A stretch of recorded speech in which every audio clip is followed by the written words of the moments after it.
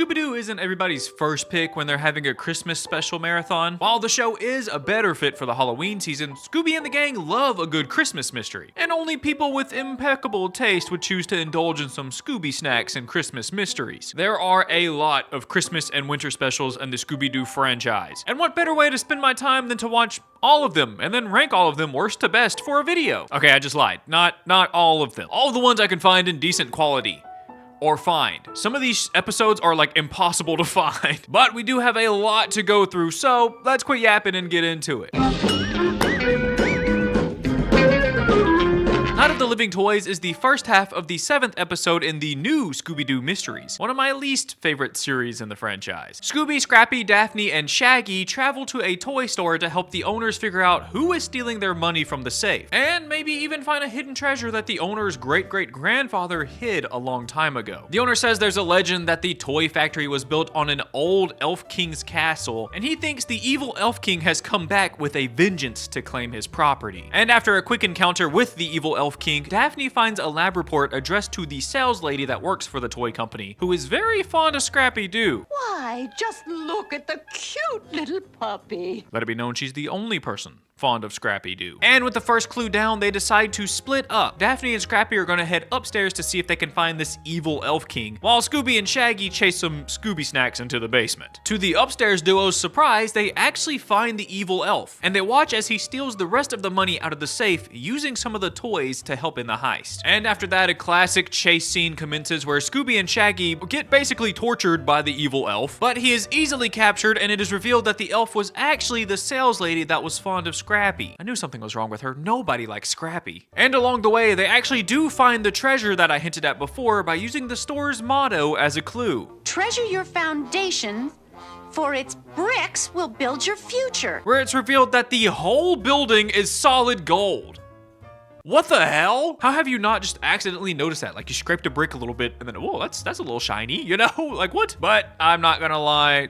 This episode is a little rough. I mean, it's only like 12 minutes long, so it doesn't exactly have ample time to flesh out a really good story or anything, but they just throw so much information at you so quickly that I got confused at who was who. And besides the evil Elf King, there is nothing festive about this episode at all. There's no snow, there's no Christmas trees, there's no lights, no nothing. And on top of that, it was pretty obvious who was behind the mask because there was only a few people in this episode. And all the Scooby Doo fans know that the red herring is never the person in the mask. And the owner wouldn't be stealing his own money. That doesn't make sense. So it had to be the sales lady. Just a weak episode overall. You can honestly skip this one or the whole series if I'm being honest. So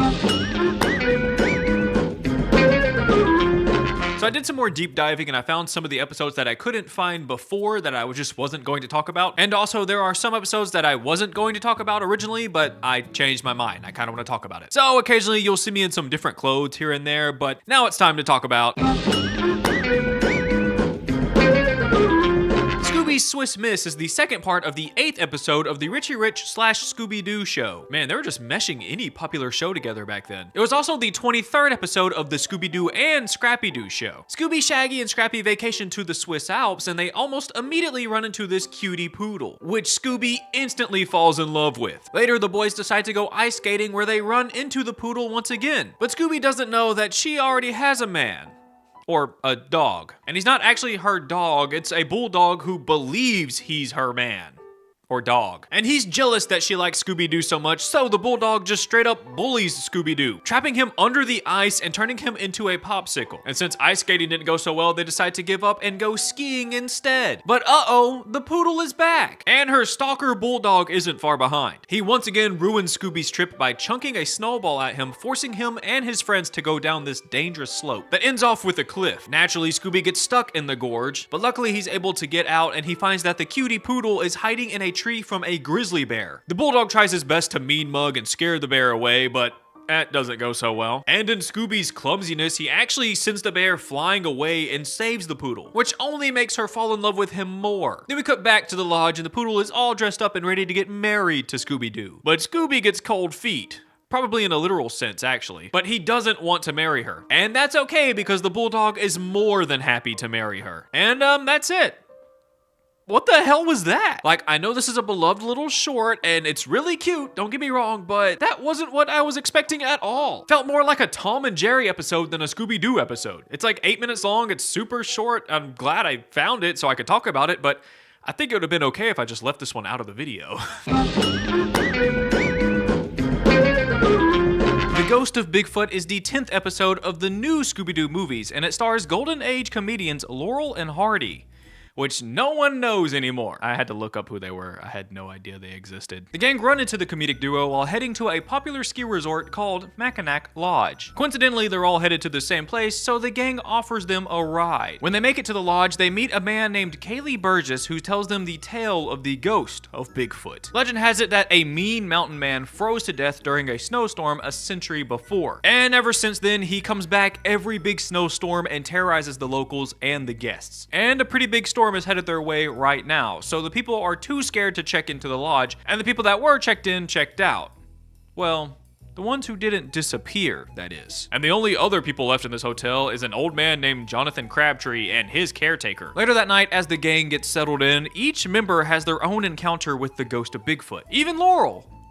Or is this one Hardy? I don't know. One of the comedians has a frightening encounter. They all watch as Bigfoot escapes in the snow, and they note that he isn't leaving any footprints, which means he could actually be a ghost. The next day, the whole group heads up to the mountain to go skiing, where they meet a suspicious character named Hans Etherwise. He's pretty standoffish at first, but he eventually teaches Scooby and Shaggy how to ski, and after a fun day of skiing, the group head back to the lodge to find Mr. Crabtree, the old man, is missing. So they split up, and you'll never guess what happens.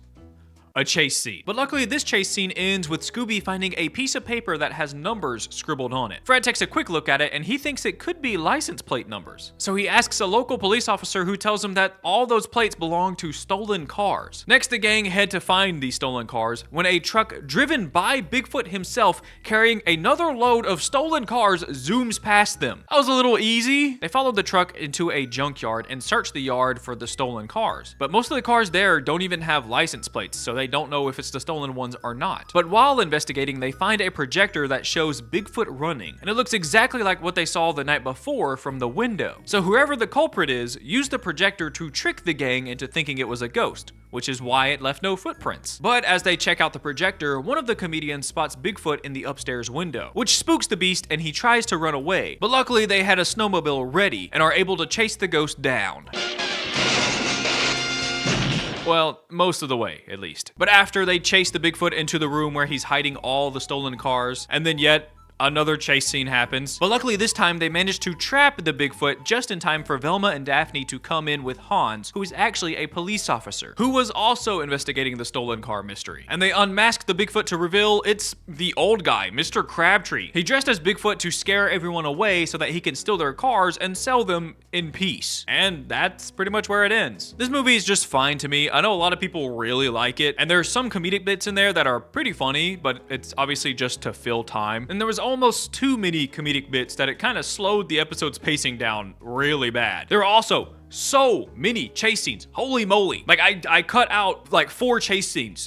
But the mystery itself was actually pretty interesting and the clues were really good. They're something different, not just dynamite or tire tracks. And I also really like the Bigfoot as a monster. He's a little goofy, but he's also kind of chilling in his own way. But overall, I think they could have made this a 22-minute episode instead of a 45-minute TV movie. Cut out like 4 chase scenes, and you got a 22-minute episode there.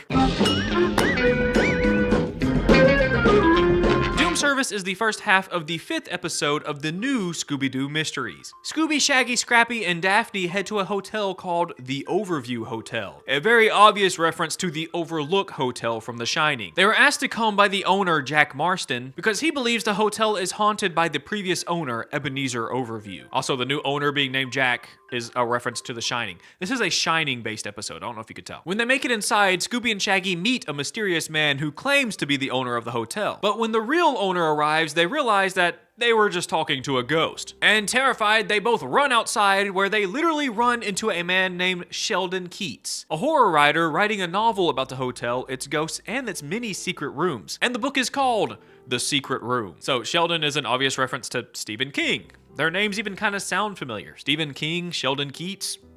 Close enough. While outside, they run into a woman named Miss Van Loon as she walks her invisible dog. And no, this isn't a Disney World trick. She literally has an invisible dog. It's never explained, and I don't understand why it's in the episode, but hey, she's lived in the hotel for years and knows pretty much every inch of the hotel and the surrounding mountains. And after meeting everyone, the gang starts their investigation. Scooby, Shaggy, and Scrappy disguise themselves as chefs and they work in the kitchen, as Daphne disguises herself as a maid. And Scooby gets a sandwich delivery for room 7. And when he gets to the room, he is met face to face with the ghost of Ebenezer. The ghost chases him around the hotel for a bit, and Scooby gets away by hiding in room 7, the room he was supposed to deliver the sandwich to, which also happens to be Sheldon's room. All the commotion in the hotel has caused everyone to gather in the hall outside of room 7, where Sheldon offers to set up a seance to get rid of the ghost, and Jack jumps on the opportunity immediately. He finally has a way to get rid of his pesky little ghost. And while the other 3 set up the seance, the gang search the rooms for clues, and they find a secret passage through the mountain and a piece of paper that reads secret on it. But not only did they find a piece of paper that reads secret in a secret room, the secret room is in the author's room. Did you catch all that? So yeah, things aren't looking too good for Sheldon Keats right now. Later, everyone gathers downstairs for the seance, and it actually works. The ghost speaks back to them all. But everyone in the hotel was at the table when it spoke. So it's either a real ghost or there's some trickery going on. Of course, Daphne doesn't believe it, so she investigates some more, and of course she finds a speaker with a recording hiding in the vent right above the table. But Scooby and Shaggy were too spooked by the seance and the hotel, so they decide to try and sleep in the mystery machine for the night. And as they're getting everything back into the car, Scoob gets another visit from the ghost, which spooks him so bad that he accidentally hops on the back of the ghost's snowmobile. How does that happen? Anyways, they ride for a while until they crash into a massive snowbank, and it's revealed that the culprit was Miss Van Loon. She found the tunnel in room 7, and it led her to a nearby Air Force base, where she stole top secret information and sold it to the highest bidder. So basically, she was a spy. Kinda. So this episode is just fine. Once again, it's a super short episode, so it doesn't really have time to flesh out a good story. But at least this episode had interesting characters and an interesting location. It is funny that they just made a short parody episode for The Shining, and it's honestly kind of a good idea. It matches the vibes pretty well. But that's kind of where all the good stuff stops. I mean, I love a good Scooby-Doo ghost story, but like, come on. That's just a guy. And not even a scary one. They've had some of the scariest ghosts ever in this show, and this guy doesn't even break the top 20. I mean, come on, a dude that was just wearing a bedsheet was scarier than him. But yeah, I like the Shining references and the invisible dog, but other than that, it's not a very good episode. Rocky Mountain Yii was the 13th episode of the Scooby Doo and Scrappy Doo show. The episode starts with the gang arriving at Pratt's Peak Lodge. You're gonna see a little trend of like lodges and ski resorts, by the way. It's kind of like the only 2 places they go. They meet the owner, Noah Reed, and his housekeeper, Miss Winters. They tell the gang that their lodge is empty because of a ghost of a man named Jeremiah Pratt, a man who died due to an avalanche on the mountain. And now the ghost scares any skiers and threatens any tourists to get off the mountain. Noah, the owner, doesn't believe in the urban legend himself, but Miss Winters believes his ghost is causing the slow winter season. And while talking to them two, the gang also meet the ski instructor named Will Henry, who also doesn't believe in the legend. But later that day, Scoob, Shaggy, and Scrappy have a run-in with the ghost. They rush to tell the others what they saw, and all together they investigate, where the ghost reveals himself and tells them to leave the mountain or else. Normally when threatened, people would leave. But not the mystery gang. They split up to look for more clues. Fred and the girls go check out the ghost's cabin while Shaggy and the dogs go skiing. What? But of course, while they're having fun skiing, they have another run-in with the ghost and escape him by hiding in this cave. And as they explore the cave, the other 3 find Jeremiah's diary. They look through and find a page is missing, but using a special technique, Velma finds out that the missing page is about eagles. Back to Shaggy and the dogs, they follow the cave and discover that it leads all the way back to the cabin that the others are in. Intrigued, Fred and the girls head down to the cave to find more clues, where they find a lot of dynamite in the cave. And then in classic Scooby-Doo fashion, Scooby and Shaggy get chased by the ghost again and again. And along the way, Velma finds out that the skis at the ski resort belong to someone with the initials WHP. And this is big enough of a clue that she might know exactly who it is. So the gang set up a trap to capture the ghost, and it would have worked perfectly if Scrappy wasn't an idiot and decided to just tackle a ghost for no reason. But luckily for them, an avalanche traps the ghost in a pile of snow. Must be a little traumatizing. I'm sure he got PTSD from that. But they reveal that the criminal is the ski instructor, Will Pratt. But he has been hiding his real name this whole time. His real name is Will Henry Pratt, which means Will was a descendant of the ghost of Jeremiah Pratt. And the page about missing eagles was actually talking about a load of gold coins that were called eagles, which were lost when the avalanche killed Jeremiah. So Will was using the ghost of his great-great-grandfather to scare tourists away so that he could find the wagon and take the gold. I think this episode it's pretty good, it's okay. It doesn't really seem to push the envelope in terms of storytelling or plot devices for the show. And I can't count how many times the villain in the show is after some hidden gold, some gem, some money, or they're impersonating a dead family member. That seems to happen a lot in the show as well. But there wasn't an overabundance of chase scenes, and the ghost looks pretty cool. I really like the design of the ghost. It kind of looks like a frozen psycho. I just love like the icy sharp edges on him. I don't know. I think he looks cool. But yeah, it's not a bad episode, but it's nothing special either. If you love the winter episodes, you should definitely check this one out. Cold Scooby Doo is the 19th episode of the first season of the controversial show Be Cool Scooby Doo. And I say controversial because some people absolutely hate the show because of how silly it is and the huge art style change, which I will admit kind of sucks. I'm not a big fan of the art style either, don't get me wrong. And the show also released after Mystery Incorporated. That show was more grounded and had a serious tone to it, so it was a pretty jarring change for the fans to go from something so dark and serious to something Looney Tunes-esque. Yeah, the episode follows the Mystery Gang as they vacation to a lodge in the mountains. Big surprise. So Shaggy can experience snow for the first time. Even though there was an episode with snow already in this season, I guess I'll let it slide this time. And while they're admiring the beautiful snow, they run into a snowboarder named Heidi Ho Swift, who speaks in a secret snowboarder language that Velma has to translate. You botwalkers better make a toe-side turn before you get cronked by the cuckoo powder bra. The snowboarder warns the Mystery Gang to leave before the snow monster gets them. And before they can even settle in, Fred, Velma, and Daphne run into a man named Duncan Odell, who tells them that the snow monster isn't real. It's just an urban legend. Sounds a little familiar, huh? But there's no such thing as an urban legend to these guys, so those three decide to investigate. While Scooby and Shaggy try to have a fun day on the slopes, but that quickly gets ruined when the snow monster chases them down until they fly off of a cliff, where they accidentally bump into the others who were tracking the monster down. But sadly, the monster gets the jump on the gang and forces them to sled down the double black mountain trail to escape. Well, almost escape. The monster somehow tracks down Scooby and Shaggy, and before they can get attacked by the snowy beast, they save themselves. Through song. I wish I was joking. They do like a Disney musical song. It's kind of crazy. We waited years for him to come to save our kingdom bold. But the gang gather back up and they find a weather research station with a pretty kooky scientist inside. He tells the gang that he accidentally created the snowman, Mr. Roundy, as a friend to talk to while he was alone in this station with his butlers. But one day, Mr. Roundy just disappeared and then turned into the beast that they witnessed earlier. Velma thinks that maybe this is a paranormal mystery and that an ancient mountain spirit occupied Mr. Roundy and is now being the guardian of the mountain, trying to scare away anyone from being up there. But while in the research station, Fred finds a letter to the kooky scientist that says that his station is supposed to be torn down so they can finish the Black Diamond Slope. So maybe he's the one scaring the tourists away so he can keep his station in the mountain. But after a bit more investigating and another chase scene, the gang set up a trap to capture the snowman using Fred as bait, which doesn't go exactly as planned. But luckily, Daphne saves it by throwing a snowball at him, which trips the monstrous snowman, and they are able to tie him up and reveal that it was the snowboarder Heidi Ho Swift the whole time. She hated all the tourists that were messing up her training, so she wanted to scare them so bad that they would never return. Kind of a crazy little crash out, like just start attacking people because they're simply enjoying a ski lodge, a public ski lodge. But I think this episode is a lot of fun. I like all the little running bits they have throughout this episode, like the gang slipping and falling all the time. Velma is just bad at skiing altogether, she can't keep up. And Fred has a danger radar that does not work very well. Seems to only work with Daphne and snowballs.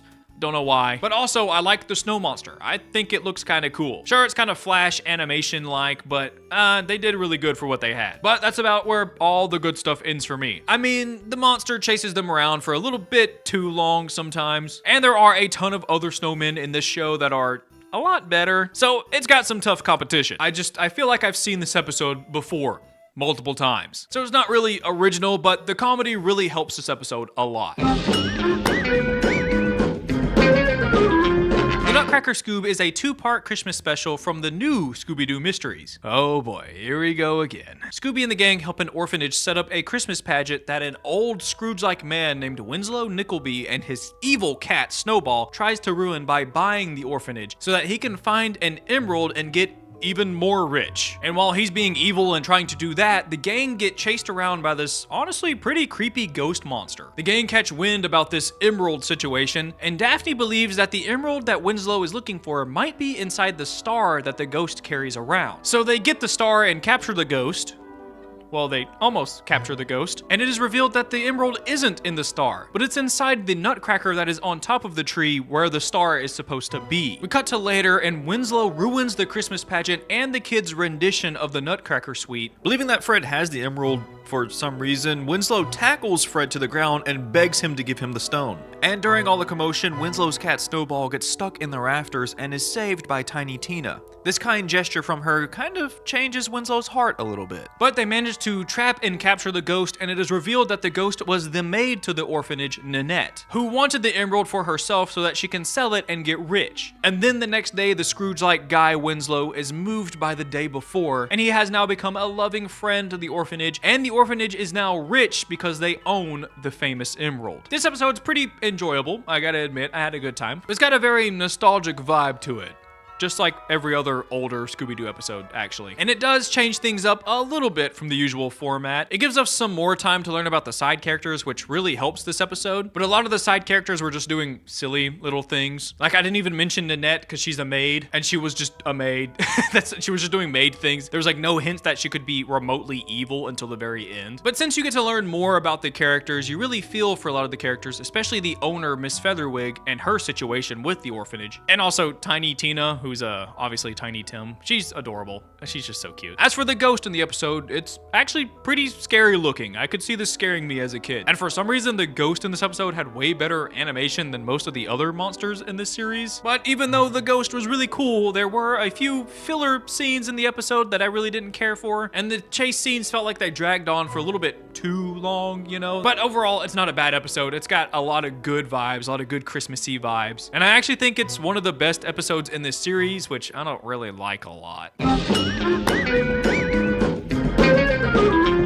No Job Too Small is the final episode of the Scooby Doo and Scrappy Doo Puppy Hour, and it was later repackaged to be the second part of the 13th episode of the 3rd season of the Scooby Doo and Scrappy Doo show. The episode starts with Scooby, Shaggy, and Scrappy driving this annoying-ass kid named Wilbur to his uncle's house so that he can receive his inheritance. Along the way, Wilbur tries to scare the three by telling them that the abominable snowman is chasing them down, and when they turn to look, he's not there. He claims that he was just pranking them, but he might be more right than he thinks, because the actual abominable snowman hops on the back of the snowmobile and mean mugs the kid. Wilbur tries to get the other three to help, but he has a boy who cried wolf moment and no one believes him. And luckily the kid is able to shake the beast off, but the beast just retaliates by throwing a boulder at them, which turns into a massive snowball and almost wipes them out. They try to escape the boulder by crashing into this hill. I mean, that's not the best plan ever, but okay. Even though Scooby-Doo tries his best to fend off the boulder by using his incredible lungs, it doesn't go so well.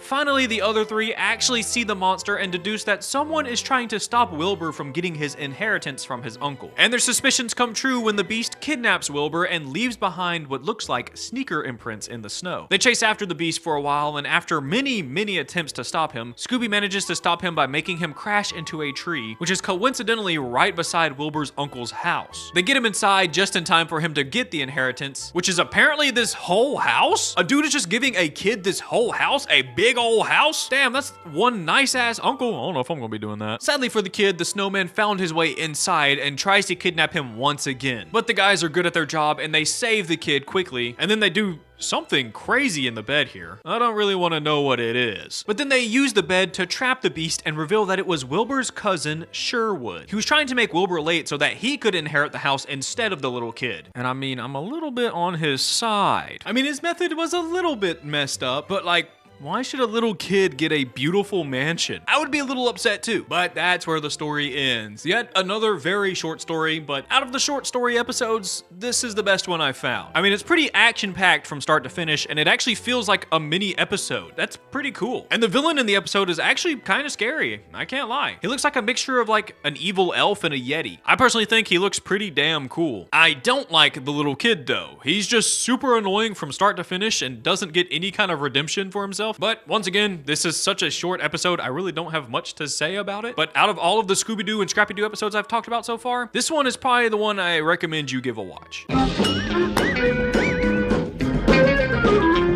What a Shocking Ghost is the 4th episode of the Scooby Doo and Dynamite Hour, but it was later turned into an episode of the Scooby Doo Show. The gang are headed to Winter Haven for a fun ski vacation, but when they arrive, it's a ghost town. Everything is closed and there are no tourists on site. And unfortunately for the gang, they run out of gas in the town and they have to bunk somewhere for the night. They knock on one of the doors to the cabins and the mayor, Mr. Dudley, answers and tells the gang that he's the last person in town because of a ghost they call the 10,000 volt ghost. He's terrorized the town and left everyone with no power. Hoping that the gang will help them, he tells them the story about the 10,000 volt ghost. He says that a little while back, the town was absolutely thriving until a terrible snowstorm hit and it snapped a power line. An electrician named Voltner climbed the power pole to fix it, but an explosion occurred which blew out all the other transformers and Voltner's body was never found. And soon after his disappearance, the ghost started to appear everywhere. Jeez, that's a little intense for a story there, no? It's like way more intense than normal, like a dude exploded and then disappeared because of the explosion. Bro was turned into mist. Also, 10,000 volt ghost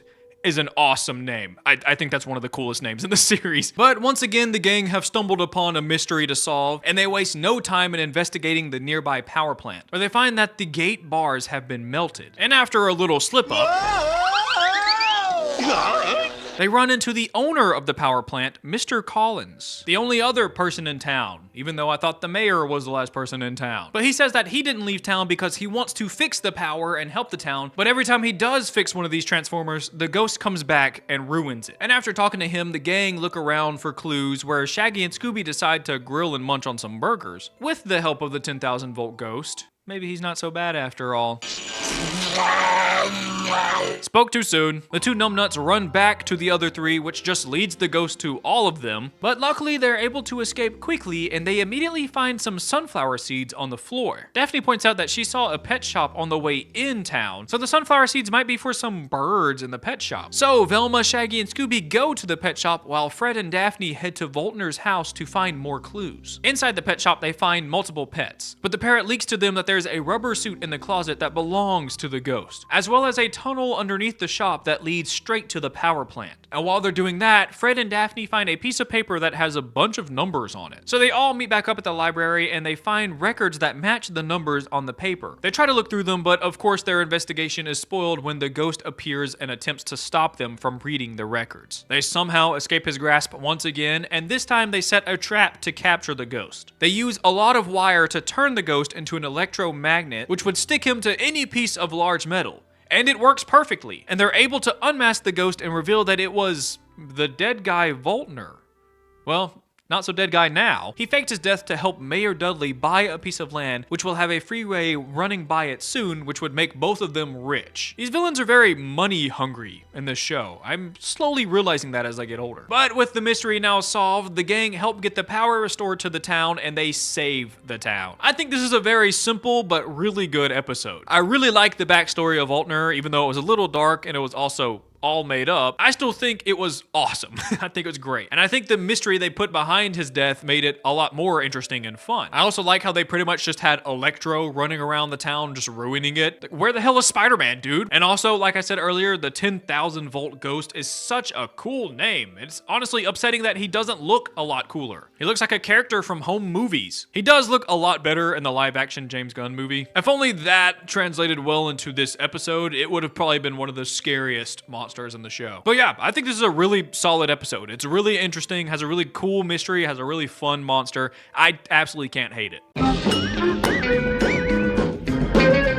It's No Place Like Home is the 7th episode of A Pup Named Scooby Doo. Man, I've been itching to talk about this show for so long. The gang go on a vacation to a place called Snowy Mountain Lodge, which is a little creepier than they expected. But come on, it can't be that bad on the inside. They head inside the lodge and meet up with the owners, Mr. and Miss Morganson, who are really creepy, honestly. But they offer to feed the kids a feast, so I guess they're chill. But while the kids are munching, the doorbell rings and Miss Morganson answers it to find a man named Mr. Peterson there. He wants to buy their property and build a massive mall on top of it. But the Morgansons are not willing to sell their property for any means necessary, especially to a greedy businessman. But Mr. Peterson doesn't worry. He knows they're gonna fold one day because no one wants to buy property with an ice demon on it. Hearing the news about an ice demon kind of scares the kids, but the Morgansons assure the kids that the ice demon doesn't actually exist, which is obviously a lie, because later that night, Shaggy and Scoob discover that the ice demon has somehow found his way into their bed, and they get chased around the lodge as the demon shoots ice at them, and he's only stopped when Velma reflects one of his ice blasts back at him. And the next day, the gang meet a man named Mr. Forrester, another person who is looking to buy the property, but he wants to build a park on the property, not a mega mall. He also reveals to the kids that there's an underground mine nearby,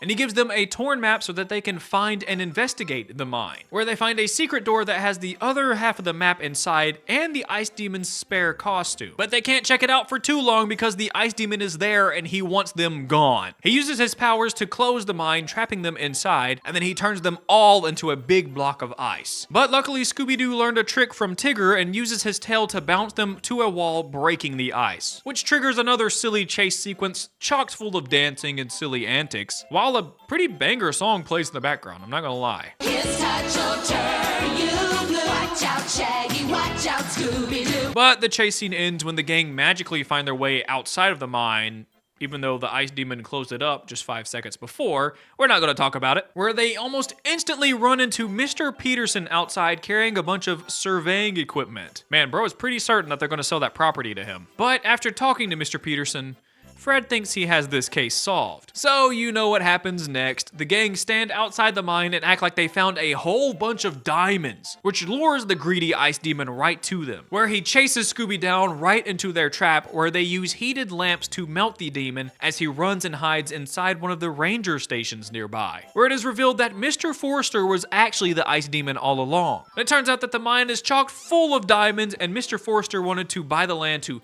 put a park there, aka mine all the diamonds in the cave and get uber rich. And thanks to the kids finding all those diamonds, the Morgansons will now have enough money to keep their lodge forever. You just can't hate A Pup Named Scooby Doo. It's such a silly, fun show. And this episode especially is incredibly silly, but really entertaining. It wouldn't be fun if it wasn't. I also love the ice demon, and I really like the design of the ice demon. It looks like something you should be scared of, but he's so goofy that he's not even remotely scary in the slightest. As for the mystery itself, it's just fine. It's very simple. They did do a good job with the red herring. I was like 60% sure it was gonna be the business guy, but I should have known he was a little too obvious, so it wasn't gonna be him. But you know, you don't watch the show for like the top tier mysteries. You mostly watch the show for like the good vibes and all the fun references to previous Scooby-Doo stuff. Like Velma says jinkies for the first time in this episode because of a bug. Isn't that interesting? I didn't know that. And it's definitely a really good winter episode, one of the better winter episodes, and I recommend you give it a watch if you haven't seen it.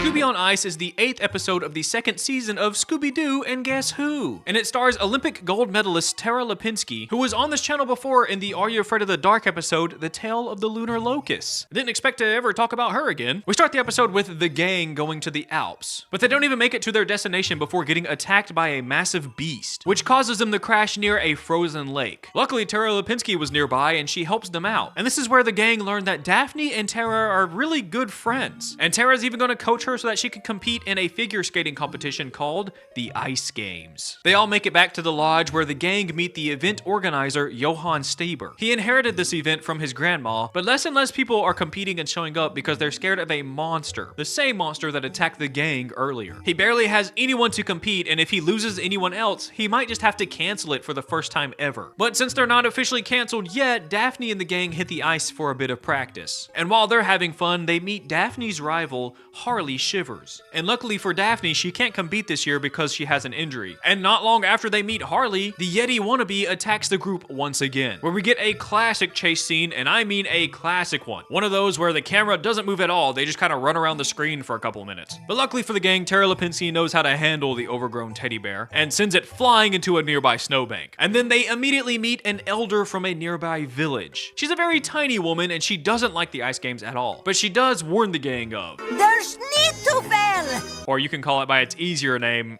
the Snow Devil. Terrified by this warning, Scooby and Shaggy try, and fail, to run away. But in their stupidity, they discover an underground cave. They check the strange cave out where they discover a pair of big skates and a strange whirlpool. But it looks like they found the Snow Devil's hideout, and he's not too happy about it. He tries to chase them down with a boat, but they escape using this lift that's in the center of the whirlpool for some reason. But before they make it out, Velma writes something down on a coin and tosses it into the whirlpool. And somehow Velma believes she already has enough information to solve the case. So now all they have to do is set up a trap at the ice games. They put the skates that they found in the cave in the lost and found, and they bring everyone's attention to it, which almost immediately gains the attention of the Snow Devil who comes to claim them. The idiot monster has no idea it was just the start of a trap and Daphne's ice skating show. The gang lure the monster to a marked location and the trap fails. Of course, they never go right. But luckily for the gang, Tara thinks fast and battles with the Yeti for a while before he gets buried in some ice. Then they unmask the Snow Devil and it turns out to be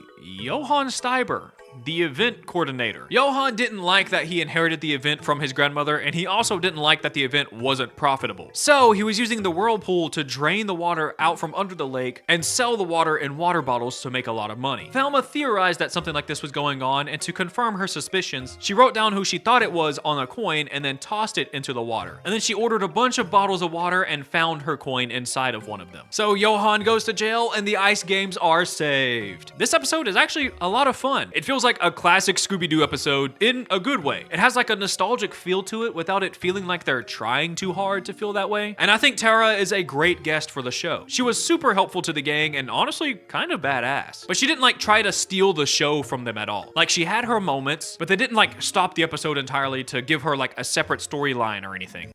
Ghost of Bigfoot.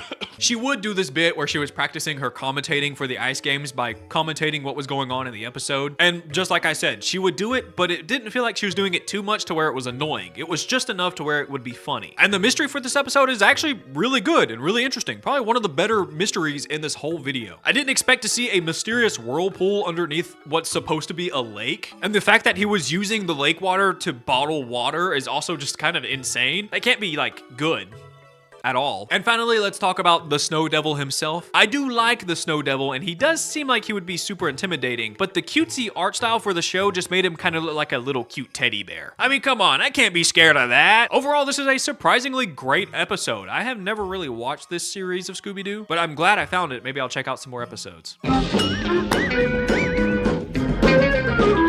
Scary Christmas is the 14th episode of Be Cool Scooby Doo. The episode starts with two boys who set milk and cookies out for Santa when they hear something on the roof. Thinking it's Santa, they rush to check it out, but that's not Santa. Next, we catch up with the gang as they visit the town of Rockwellville for Christmas, aka Daphne's birthday. Daphne is tired of her birthday being overshadowed by Christmas, and she wants it to be a day about her for once in her life. But Fred wants to solve a Christmas mystery, so Daphne's birthday is once again going to the wayside for now. And sadly for Fred, they aren't getting a Christmas mystery, but a prehistoric one because they catch wind of the pterodactyl sighting. And by catch wind of the sighting, I mean Velma is seeing it as they speak. The dino targets them and tries to steal the gang and the mystery machine, but luckily for Fred's ingenuity, they escape. Did the car just have wings? They investigate the town for a bit where they find a cave that had the pterodactyl nest inside. The scientist in charge of the egg extraction tells them that the mayor shut him down, so he isn't getting any more money from the town and he is now looking for volunteers to help dig the eggs out. But he's having a hard time finding volunteers, and the only one he has is a guy named David who also happens to be a really good engineer. The gang head back to question the mayor, and they find that he stopped funding the dig because the town focuses all their money on the Christmas tourists. They also put a giant tree in the middle of the town and hang gifts for each person on the tree. But later they go to an orphanage because Fred really wants to solve a Christmas mystery, not a dino mystery. And for some reason he thinks the Christmas mystery will be there. I don't know. And while they're there, they find a trail of bows leading them to their destination. I just used every version of "there" in that sentence. And their destination just so happens to be the saddest thing ever. The mystery machine destroyed, and the pterodactyl. And then he makes it worse by stealing Daphne and Scoob. They're like the important ones. Well, one of them is the important one. After the dino destroys half the town and they get their friends back, they meet the man who's building the star for the big tree. He absolutely hates this town, he hates Christmas, and he wants nothing else but to leave, but he can't do that unless he gets paid money, so he's doing things like building the giant star. And he also tells the gang that there's going to be a ceremony tonight, which would be the perfect time for the dino to attack. So they rush to the tree to save the day, but they're too late. The dino steals the tree with all the presents and almost makes an escape. Luckily, with their flying Mr. Machine and a ton of silly string from Daphne's birthday party, they're able to subdue the dino and save the presents for the town. And on a circle back, they hit the pterodactyl and make it crash into lights, trapping it, where it is revealed that David, the volunteer engineer, was the one behind the dino the whole time. While helping in the excavation, David stole the pterodactyl eggs and was planning on selling it to get really rich. But he had to hide them for a second, so he hid them with the other presents in the tree and lost which one it was. So he decided it would be smart to just steal the whole tree and uncover the egg. But he also had help from the guy who built the star for the tree, because he knew that that guy wanted to leave town, and if he sold the egg, they would have enough money for them both to leave town. And the episode ends with Fred helping the orphan by gifting him the pterodactyl egg, which, believe it or not, is a good thing because the kid can now sell it and save the orphanage. I guess Fred got what he wanted after all. Okay, listen, love or hate this show is hilarious, okay? I don't think I laugh more at any Scooby-Doo show in my life. And this episode is just filled with some of the funniest jokes I've ever heard. Like, for one, the monster isn't a Christmas monster. It's a freaking dinosaur. Like, what the hell? And Fred wanting to so badly solve a Christmas mystery that he spends most of the episode not wanting to investigate the pterodactyl. And only when he found a trail of Christmas bows was he on board. And for some reason, Fred is also obsessed with trying to help this orphanage. Did you say orphanage? As in orphans? The kind you help? And at the end, he inadvertently does help it. It's just so funny. I love it. I don't understand why. And as for the mystery in this episode, it's pretty good. I like it. I think it's awesome. This show doesn't really do mysteries as well as some of the other shows because it focuses more on the comedy part of the show. But because they focus so hard on the comedy part, they're not really good at like the red herrings or anything. There really wasn't a red herring. They just randomly threw in the fact that David was a good engineer, which automatically told me that guy made the dino, right? You need an engineer to build it. I've seen the movie. But even if you don't like the mystery or the humor in this episode, the episode is kind of saved by the cool monster because everyone likes dinos. But if you're like me and you like really dumb humor and you can get over the ugly art style, you'll probably like this episode. You'll probably like the whole show, actually. A Scary Night with a Snow Beast Fright is the third episode of the third season of Scooby Doo, Where Are You? It's also the third episode of the third season for the Scooby Doo show. It's crazy to repurpose an episode entirely for a different show, but it's even crazier that they somehow ended up as the exact same episode in the exact same season. Anyways, the gang are visiting the North Pole to visit a small village and see their friend Professor Kruger. When they make it to the village, they find that a lot of the igloos have been destroyed, and their friend Professor Kruger is missing. They look for clues and look for their friend for a little while, where they find these massive footprints that are so large that the thing that made them would have to be almost 50 feet tall. And while exploring, they run into the chief of the village, Chief Manook, and his huskies, one of which Scooby has a crush on. Chief Manook tells them that their professor friend was captured by the snow beast. He says that the beast was angered and destroyed the village because they accidentally built their village on sacred land. And the beast doesn't like it when people tread on his land, so the gang better leave soon or the beast will be coming for them. But they're not gonna do that. There's a mystery afoot! It's a Scooby-Doo video. I have to say that at least once, you know? They go to investigate Professor Kruger's hut, and they find out that his assistant, Jean-Pierre Baptiste, is still there. But he is also quite frightened by the beast, so he leaves almost as quickly as we meet him. They search his hut for some clues, and they find a drawing of some totem poles. The same totem poles that they saw right outside the village earlier in the episode. But soon after they find the clue, they get a visit from the massive beast himself. The beast chases the gang around for a while, but turns his attention to Chief Manook and takes him away away. Traumatized by the kidnapping, they use his dog sled to chase the beast down and save Manook. But on the way, they find the same totem poles that are on the drawings, and they discover that a beating noise is coming from them and some black snow is gathered right beside them. They write this clue down and then they follow the beast's trail and find that it leads to a cave with 2 tunnels. So they split up to find more clues. Fred and the girlies find a massive submarine and some more of the black snow. And they also find a flight of stairs that leads them to the professor and Manook, who have been imprisoned in the cave. And while those 3 are making great progress and working hard to solve the mystery, Scoob and Shaggy are just goofing off with the snow beast. They all gather back together and they now have enough evidence to find out who's behind the giant beast, and they set up a trap to make the beast slip and crash into one of the huge totem poles, which works beautifully, revealing that the beating noise coming from the totem pole was actually an oil rig, and the beast was actually the professor's assistant. What a surprise! The only other person in this episode. Baptiste discovered the oil, but he knew he couldn't drill in it because it was on Inuit land. So he used their fear of the snow beast to scare the people away, and then he used the submarine to smuggle the oil out of the country and get a lot of money. Don't let America know there's oil there. It'll be turned into the North Sea when they're done with it. And the episode ends with Scooby Doo somehow rizzing up his husky crush. Kind of impressive. He failed so badly, but still got her. This is a great episode. One of my favorites from the OG show. It doesn't follow the trend of gang goes skiing, then finds a snowman which attacks them. I'm telling you, that storyline got old quick for me. But I like that they actually went to like a barren location and still somehow found a mystery to solve. That's a little funny. And I do have to say this episode is incredibly silly, which is kind of necessary with a very intense and bleak place like the North Pole. You know what's up there? Snow. There's nothing else. So all the humor in the episode make the episode very entertaining, because if they didn't have it, it probably would have been kind of boring, honestly. I especially love that Scooby found himself a girlfriend. That was really cute. And the Snow Beast himself has to be one of the most unique monsters in the show. I mean, it's a 50-foot woolly dinosaur with almost human-like hands. That's pretty insane. It's also a little weird that there was 2 dinosaur episodes in the Christmas special I'm making. I just noticed that. But yeah, I really like the monster. I think it's like a highlight for the episode for me. I think he looks so cool. I love how interesting he is. I do hate that the episode only had 3 side characters, and they found 2 in a cave, so it was insanely obvious who the culprit was. But other than that, I think the episode is awesome. I absolutely love it. That's why it's so high ranked right now.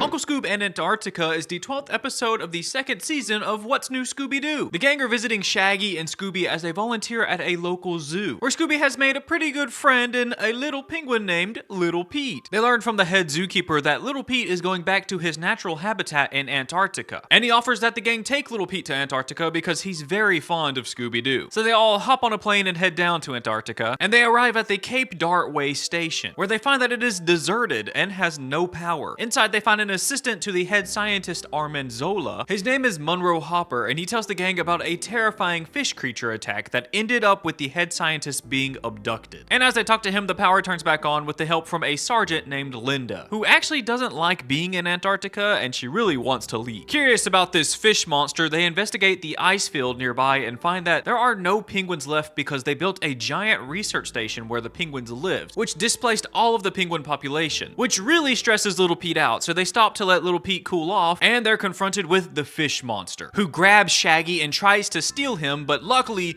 Fred saves Shaggy.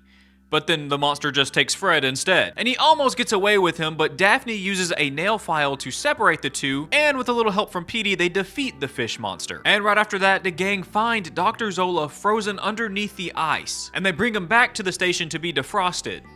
If he isn't dead yet. But while they're waiting on him to defrost, the power goes out once again, which makes it impossible for them to defrost him. So the gang head outside to see what's going on, and they see the fish monster diving into the water once again. While trying to come up with a plan to lure the monster out, the monster gets the jump on them. But thankfully, Fred reacts fast and kicks the ugly guy out of the way. But on his way out, the monster does get a hand on Scooby Doo and drags him into the frozen water. No one is able to grab Scoob quick enough to save him, and the water is too cold, so if any of them go inside of it, they will just freeze to death. but there is a new little friend that could help. Little Pete jumps in the water with no hesitation. Petey bravely saves Scoob and pushes him to the surface, and right as he gets to the top of the water, the monster yanks Little Pete away. And then Scoob jumps back in the water to save him. Luckily, they're able to make it out of the water without the monster grabbing him, where Velma finds an air hose stuck to Scooby Doo. Back at the station, the power is now back on, and their pilot Cloyd and Linda want to get out of Antarctica ASAP. But the gang agreed that they can't leave until they've solved this mystery. So they set up a trap using Scooby and Shaggy as literal bait to get the monster to make an appearance. Sadly, the trap only attracts a seal, which Scooby makes fast friends with, but the fish monster isn't far behind. And after a really quick chase scene, they trap the monster in a cage and unmask it to find out it was Monroe Hopper, the assistant to Dr. Zola. It turns out that the doctor wanted to be frozen in the ice, and he wanted to wake up in the next century so he could share his vast knowledge with the future. And he convinced Hopper to dress as the fish monster to scare everyone else away and to finish their operation. And as Monroe is telling them this, Dr. Zola wakes up and he is disappointed that he didn't even last 3 days in the ice. But he does realize that his plan wasn't the best, and he decides to focus on cloning himself instead of freezing himself. And the episode ends with the mystery gang returning Little Pete to his new family of penguins. This episode is really cool. I love when episodes are in remote locations like Antarctica or the North Pole. It just makes it feel like the gang can't escape the mystery even if they really want to. And out of all the mysteries in this video, this is definitely one of the more strange ones. They really don't get much evidence throughout the episode, just an air tube to prove that it's not an actual monster but a human dressed as one. So the only way to really know who it was to trap the monster. And I mainly wanted to talk about this episode because of the fish monster. I think he looks insanely cool, and he is a pretty big threat to the gang. Unlike most of the monsters on this list, this guy tries his best to take the gang out. I mean, everyone but the girls got grabbed at least once. And he almost outright just kills Scooby Doo, which is absolutely insane. So yeah, this is one of the more intense monsters and one of the more intense episodes in the list. And it's honestly a nice change of pace from all the other episodes. And it also has an adorable penguin side character. I mean, how could you hate this episode?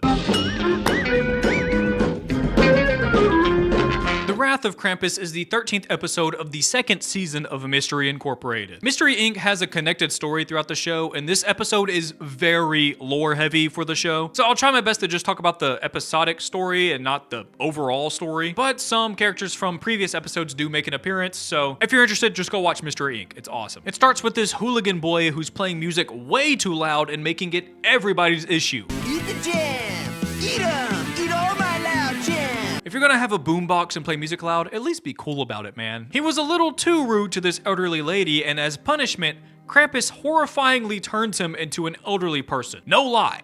I thought Krampus killed him for half a second. I was like, oh my god. Oh, okay. The gang catch wind about this Krampus monster, and they start their investigation at an arcade where reoccurring character Chef Bronson and 3 other girls who were being mean and pushing people around get a visit from Krampus. And they all get the same treatment as the rude boy at the beginning. After seeing what Krampus does to his victims, the gang know they have to stop him. So they head back to their headquarters to research Krampus, and as they do that, they notice that the classic villain, Charlie the Haunted Robot, is missing. After they're done researching Krampus, they find that he only hurts bad kids. So Fred thinks up a plan that involves him talking to the baddest kid in town, Mary Ann Glierdon, a girl who appeared in an earlier episode, The Song of Mystery, as Fred's tutor. Mary is now in prison for her crimes, but she agrees to help the gang to lower her prison sentence. But just like clockwork, Krampus appears and uses his powers on Mary before taking her away to this really creepy doll factory. But after a lot of chasing and running around, they eventually capture Krampus and reveal that it was Charlie the Haunted Robot? Listen, I know you're confused. How did an old robot become sentient and then dress himself like a goat to terrorize the town? In reality, this whole episode was a ruse to get the antagonist of the whole show to try and steal half of this device that's really important to the show. But the gang set this whole fake mystery up as a distraction so that the mystery gang could steal the other half from them instead. It's an absolutely insane twist to the show, and I would love to tell you more, but there's like 26 episodes of lore I'd have to go through. Just watch Mystery Incorporated. It's incredible. It's the best Scooby Doo show by far. There, I said it. It's better than a pup named Scooby Doo. I know a lot of people love that show for some reason. Okay, this episode actually really rocks. I love it so much. I mean, the mystery around the episode is really amazing, and it's actually pretty intense. Like, someone is going around town turning kids into old people for being bad. That's kind of psychotic. And knowing that it was the mystery gang is even crazier to me. The twist for the episode is actually insane. Like, what do you mean the gang were the ones behind the mystery this time? You're supposed to be solving it. How are they so good at hiding it? You're telling me that Shaggy and Scoob are this good at acting?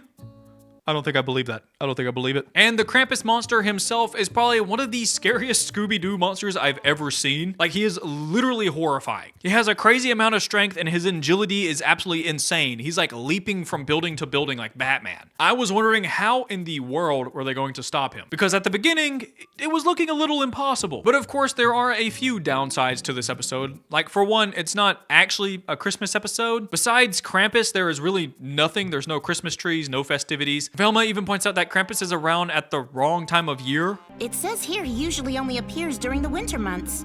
So this is a bit of an off-season appearance. But even though it's not a Christmas special, I still think it's really awesome and you should definitely give it a watch if you haven't. And like I've been saying, watch all of Mystery Inc. It's really, really good, I promise.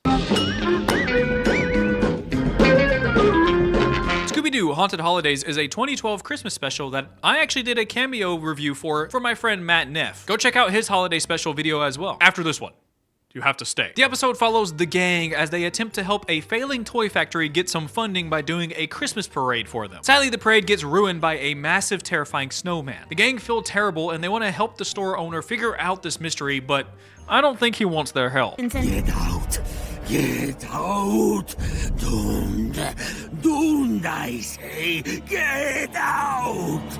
We learned from the owner's nephew Fabian that the toy factory was cursed by a bitter old man who retired. Then the owner decided to build a giant toy factory with a huge glockenspiel that plays Christmas music 24/7. The constant music made the old man go so insane that he turned into the beast they call the Sinister Snowman. And then he immediately destroyed the toy factory's clock and glockenspiel. The gang decide to investigate the old man's abandoned house and they find some interesting things. Hold the phone! Rockets!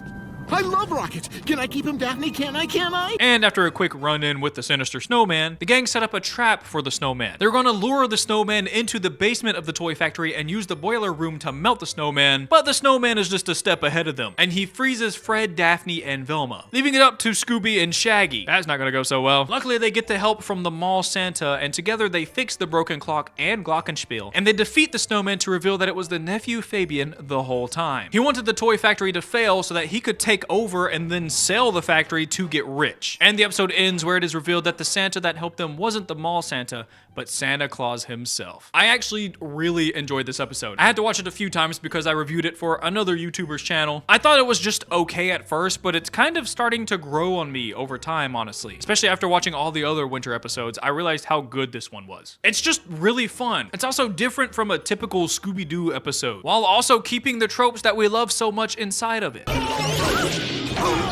My glasses! I can't see anything without my glasses. And the snowman monster isn't original in the slightest, but this one is definitely the scariest one of them all. He is a legit threat to the gang and freezes them multiple times. He can also shapeshift into really anything. He loves this creepy spider form, but he also briefly turns into that thing from Dune. And the episode overall has a little spookier vibe to it, more so than a normal Scooby-Doo episode, that is. It still has its lighthearted and fun moments, but when they're inside that abandoned house, the vibes completely shift, and it is awesome. I highly recommend you check this episode out if you haven't.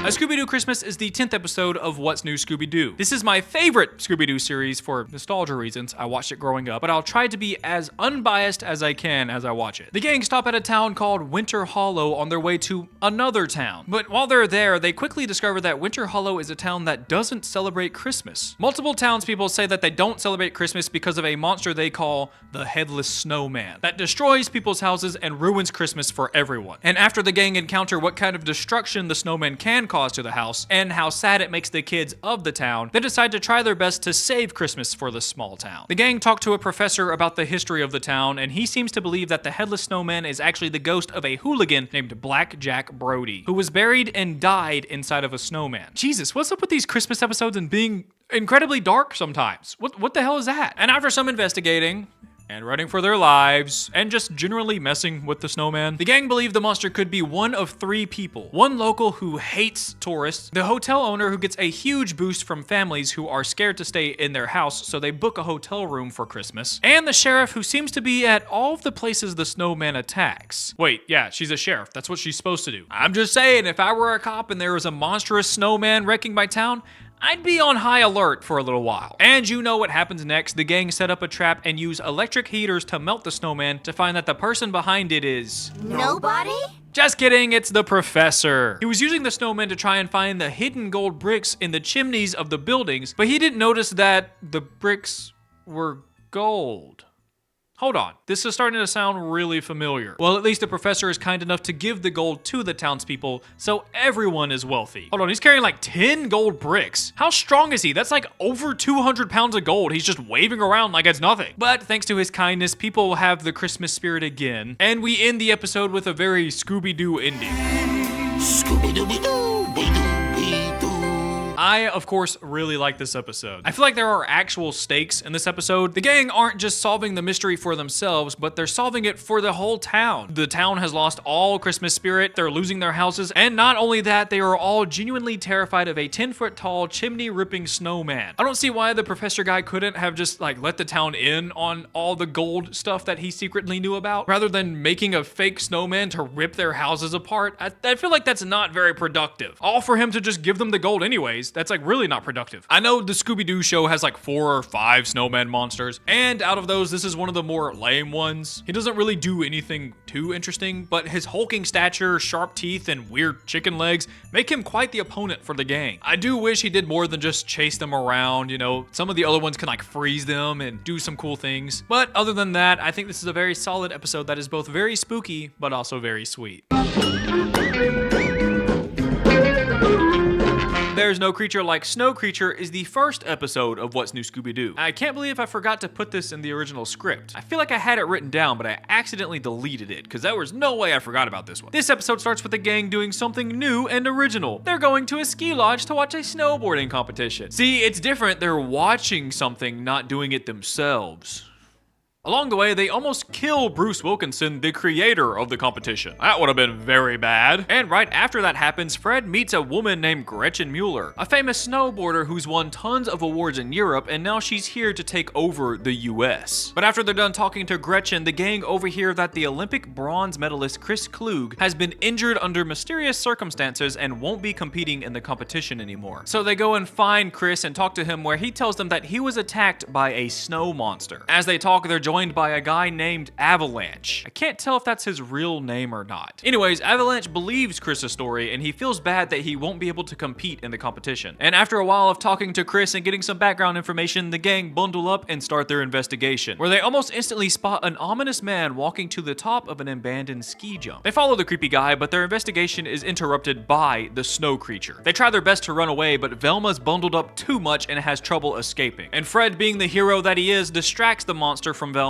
and ends up taking a pretty bad fall, hurting his leg. Then a mysterious man comes to help Fred. We learn that the man is named Theodore, and he's actually the trail manager for the lodge and not the guy they saw earlier. He's still not the nicest guy to talk to, but he does help Fred and the gang get back to the lodge, where they confirm that Fred broke his leg and he'll be out of commission for the rest of the episode. And it seems like Velma is getting a bit sick herself. She pushes through though, and they go investigate Theodore's cabin, where they learn that he was once a champion ski jumper, but he stopped competing when he accidentally collided with a snowboarder and hurt himself. And you should know the drill by now. They get interrupted by the snow creature, who hurt another snowboarder, Avalanche. And since the monster seems to be targeting snowboarders, the gang convinced Bruce to let Shaggy act as a decoy to get the attention of the snow monster, which actually works. Shaggy gets targeted and chased by the creature, but luckily his old pal Scooby comes to rescue him, and they escape the beast's clutches together. I think that's the most courageous I've ever seen Scooby Doo. He kind of just jumped in there. Back at the lodge, Velma's sickness has finally gotten to her, and she also has to stop investigating to get some rest. And while in their room, Daphne and Fred spot the mysterious figure again, and since Fred can't go outside, Daphne is going to have to do this alone. She goes to the abandoned ski jump and finds this mysterious device, but almost instantly gets attacked by the creature. But the creature is no match for Danger Daphne and her blow dryer, so she easily escapes. After some thought, the gang think they know who the culprit is, so they set up a trap using Scooby and Shaggy as bait, once again. After the creature targets the two, their original trap doesn't work, so they lure it up to the dangerous ski jump and jump down, and upon impact, the creature gets stuck in the snow. And then Velma turns it off. Because they found a strange device, Velma deduced that the monster is probably being controlled remotely. They also discover that he was made completely from a mineral that looks like ice and is completely transparent, which is why Daphne's blow dryer couldn't melt it earlier. While checking out the robot, they spot the mysterious guy on top of the ski jump once again. And with a mighty sneeze from Velma, an avalanche takes down the guy, and it turns out to be Avalanche Anderson. Avalanche was taken out by an avalanche. Ironic. He was a stunt guy for a bunch of movies, so he had access to this special tech that would let him control the creature. And he needed the widest range to control the beast, so he hit the remote on top of the ski jump. He did all this because he wanted to be famous again, after being overshadowed by much better snowboarders. And the episode ends with the competition going on and someone special won, and everyone lived happily ever after. Until the next episode. So, of course, I love this episode. I've seen it like a bajillion times. I feel like this was on TV more than the Christmas episode in December. I love how they took a couple of members out for this episode to make the mystery seem more intense. Like they were really getting beat up in this episode. But even though the creature was somehow taking them out, he really didn't do much. I wish the snow monster did more in the episode. I mean, he's this huge ice monster, but he just runs around and looks scary every once in a while. He does cause Fred to break his leg, but that's only because Fred fell down while running away from him. He didn't like push him down or throw him down or anything. He's still definitely one of the coolest looking monsters in the video, but kinda lame in the actual episode. The mystery itself was actually a lot of fun. They had a lot of little hurdles they had to overcome that really make this such a great episode. And I'm so glad I finally got to talk about it, even if it was briefly. And you guys should 100% watch this episode of Scooby Doo if you do a Scooby Doo binge. Okay, don't hate me for this one. It's good, I promise. Just give this episode a chance. Scroogey Doo is the 10th episode of the last season of Be Cool Scooby Doo. It's another version of Scooby Doo and the Christmas Carol, which has been done before, but this one focuses mostly on Velma. You'll see what I mean here in a second. The story begins in 1843. Jesus, how old is the Mystery Gang? They visit London so Velma can be a guest speaker at a Science and Reason symposium. But first, they have to exchange their money for some British currency. So they go to Ebenezer Scrooge's store, where they meet Bob Cratchit and his multiple kids. Well, there's Tiny Tim, he's my youngest, Massive Tim, Fairly Large Tim, the twins, Medium Tim and also Medium Tim, and Greg. Upstairs, they get to meet the man himself, who is hiding in a giant pile of gold coins from the ghost that he saw the night before. And him simply mentioning a ghost sparks intrigue for the gang to start an investigation. So they head back downstairs and meet up with Scrooge's maid, Mrs. Blackwhite, and his doctor, Dr. Bugley. They give them some more backstory about Scrooge, and then they start their search for clues, where they run into the Ghost of Christmas Past, who targets and speaks to Velma directly. The ghost shows Velma a scene from her childhood. Little Velma is very into her studies, and the ghost tells her that she would have changed the world if she didn't choose to give up on her innovations to solve mysteries with these losers. If she would have just stuck to her studies, she would have done great things, but now she has ruined her destiny. Then she gets sucked back to the present, and she discovers that the ghost is also haunting Ebenezer Scrooge. During a little more investigation, they find out that Bob Cratchit asked Scrooge for some extra money so that he can treat his son, Tiny Tim. But in classic Scrooge fashion, he refused to give him any money. And while they investigate a little more, Velma questions if she is really supposed to be solving mysteries. She questions if she is really wasting her potential, and asks Fred the same questions. But Fred doesn't take her seriously, and he gives her dumb answers, which angers Velma so bad that she storms out, where she runs into the Ghost of Christmas Present. He teleports her to the symposium where she's supposed to be speaking right now, but because of her friends wanting to solve a mystery, she's missing the opportunity of a lifetime. And while she's just missing, her friends are decorating Scrooge's house for some reason. And while she's not there, Daphne reveals that Scrooge kind of ripped them off by giving them fake currency called Gub-Mahab, which Velma immediately notices is a clue to help solve the mystery. But no one else seems to catch it. Because of this blunder, the Ghost of Christmas Present tells Velma that the Mystery Gang needs her more than she needs them. Then she's jolted awake downstairs back at Scrooge's place. Then the crew are chased around by the ghost for a little while until Velma is visited by the final ghost, the Ghost of Christmas Yet to Come, who shows her the future. Now her friends are all elderly. I'm 455 dog years old. Despite their age, they still manage to capture the monster and unmask it to find a bitter old Velma who was angry at the gang for wasting her potential by making her solve silly mysteries. Velma is horrified at who she becomes and begs the ghost to stop her suffering and says that she will change her ways if he just makes it stop. But instead, she's thrown in a grave where she wakes up in Scrooge's house once again, where she completely ignores all the ghosts and helps her friends capture the ghost, and they unmask him to find it was Scrooge's doctor, Dr. Bugley, the whole time. Dr. Bugley was just using Scrooge and squeezing him of all of his money by diagnosing him with different illnesses that he didn't have. But he discovered Bob's note and thought that if Scrooge was kinder, he would pay for other people's medical bills and then he would be even richer, maybe even more rich than Scrooge. So he used the Gub Mahab coin to hypnotize Scrooge and showed him scenes of his life to teach him a life lesson. And he also did the same thing to Velma because she was the only one smart enough to see through his plan. And the episode ends with Velma speaking at the symposium about how she solved the mystery, and because of her, Scrooge will forever be a horrible, greedy guy. Please don't hate me for putting this so high on the list. I think this is one of the best episodes in the whole series of Be Cool Scooby Doo. It's genuinely pretty good, and it's different from the typical Scooby Doo format. I mean, it still has a mystery solving storyline, but it's just a funny retelling of A Christmas Carol. It's also really nice to have a Velma focused episode that's not, you know. But the episode is actually so genius. Having Velma, the smartest one in the gang, question if she's wasting her potential by solving these mysteries with these hooligans is like really smart. You should really attack the smartest one in the room, apparently. And I also love that they inadvertently made Scrooge forever evil because they just wanted to solve a mystery. It's really funny. It's hilarious. This show is hilarious, by the way. I don't know if I said it like 4 times in this video. But sadly, I do think the ghosts look pretty lame in this episode. I mean, most of that is because of the art style for the show. Most of the monsters don't look very intimidating, but I've really noticed that the show really isn't that bad. It's just kind of ugly and the jokes kind of flop sometimes, but for the most part, it's all right. I think it's a little overhated.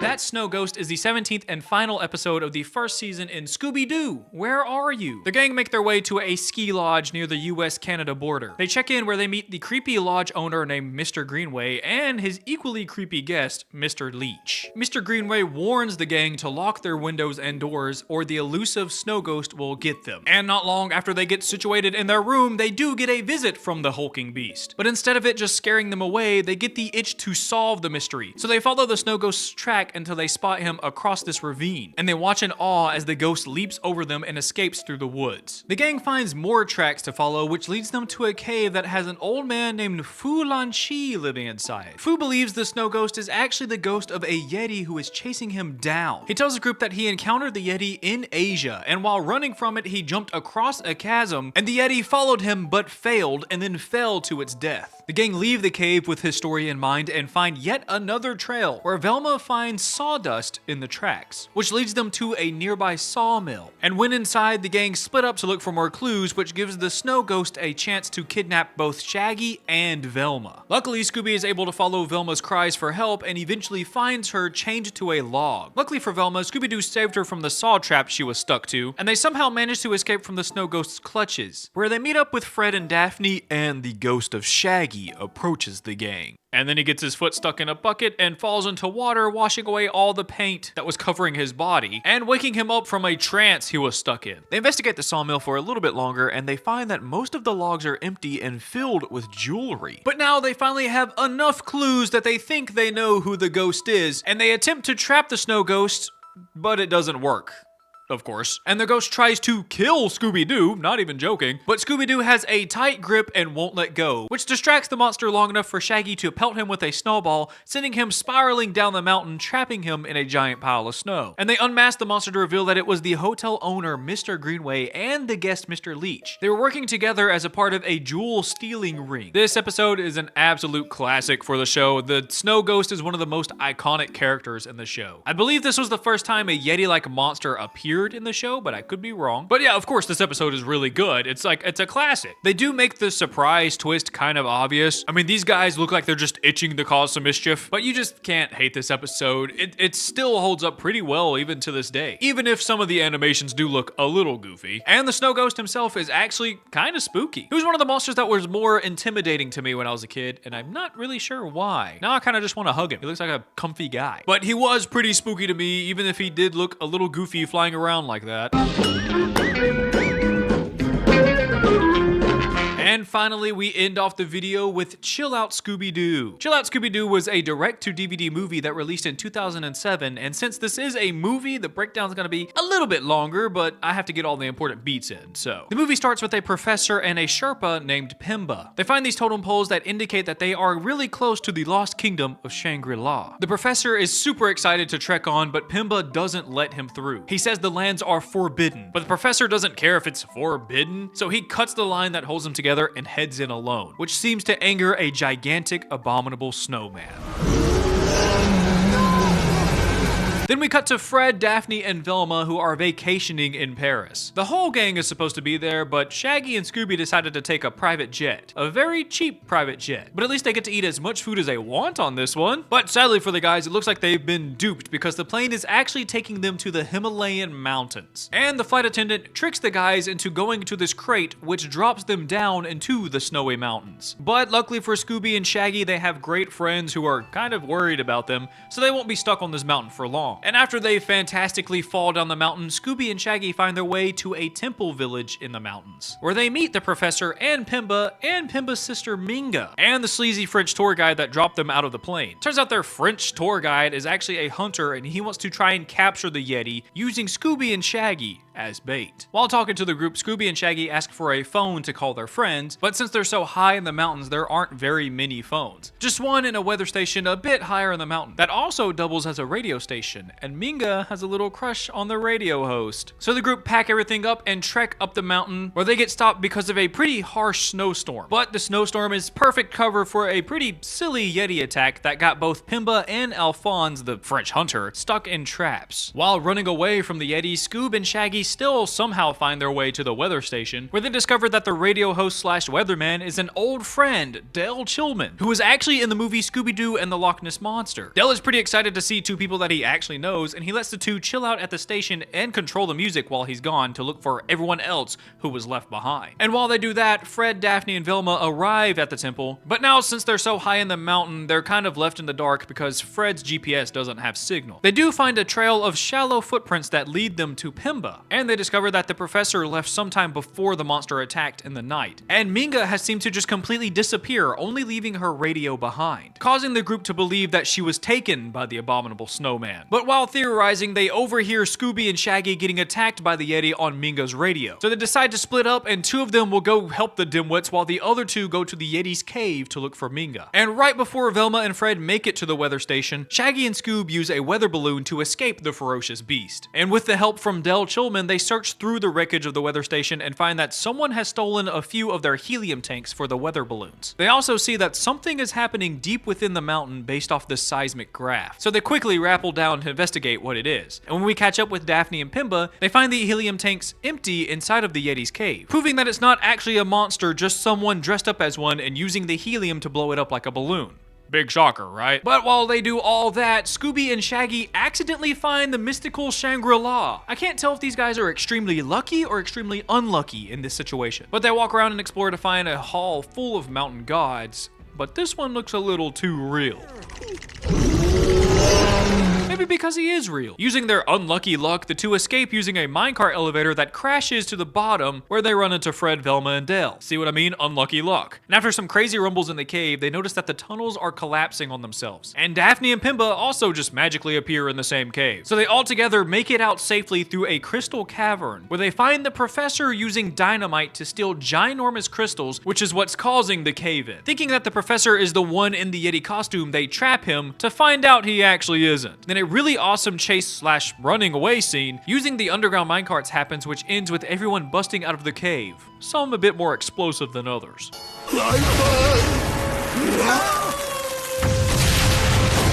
Which ends with the professor being trapped in rope and the Yeti saving Del and Velma from an avalanche that he caused. And then it is revealed that the Yeti was actually Minga, his sister, all along. She built an impressive mech-like suit to control the monster and used the helium to make it lighter so that it could climb and jump really easily. And she did it to keep Del Chillman as their weather slash radio host because he's a cryptozoologist and he wanted to find evidence of the Yeti. But since he wasn't having any luck finding it, he planned on leaving soon. So she figured if she became the Yeti and was hunting him down, then he would stay stay for a little bit longer. Kind of a sweet reason to be a monster this time. But as for the professor, he was illegally trying to steal precious stones from a cave, so he goes straight to jail. And even though Mingo wasn't the actual Yeti, that doesn't mean he doesn't actually exist, because the hunter Alphonse was saved by a mysterious being who carried him all the way back to the temple as he was passed out. And the movie ends with everyone vacationing in Paris like they were supposed to be doing this whole time. Well, everyone but Freddy. Guys, I think I got on the wrong plane. I think this is one of the best Scooby-Doo movies there is. Of course, there are better ones, but this one is definitely in like my top 5. Maybe it is like number 3. It's just such a fun and great idea. Of course, the Mystery Gang are gonna run into a Yeti at some point. I mean, they already did. But it was like actually in the Himalayas, not some swamp or random ski lodge in Colorado or something. They were going like in the mountain that the Yeti legend started in. That's like really cool. But yeah, I just think they knocked this movie out of the park. It's super entertaining. The atmosphere is great. The jokes are a bit corny and dated, but they're still pretty funny. And the mystery itself is really, really interesting. One of the best ones. And the side characters in this movie, they're all really fun and likable. Even the bad guys are likable in this movie. Hell, even the old creepy monk makes me laugh from time to time. I do like how they make the Yeti both terrifying, but also just like a little guy. They like really balance the spooky side of him and the funny side of him very well. There are moments where he can be really threatening. He like is looming over them, super terrifying. But then Scooby and Shaggy will throw a fishing rod in his hand and then he'll catch a tiny goldfish, which yanks him into a hole. I just think it's so much fun and it's definitely worth watching this time of year. And if you say, this isn't even a Christmas movie, how can it be ranked this high? Well, checkmate, bozo.